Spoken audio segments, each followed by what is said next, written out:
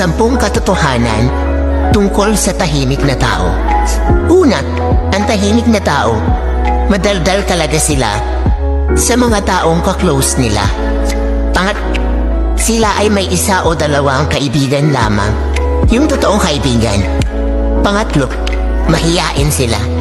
Pang-4, madalas nagsasalita sila sa isip nila.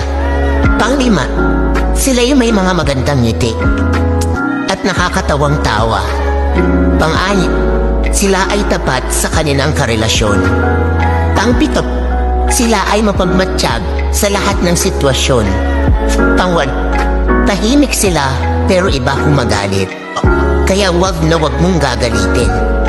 Pang-9, sinasarili nila ang nararamdaman nila kahit nasasaktan na sila. Pang-10, pag sila nakilala mo ng lubusan,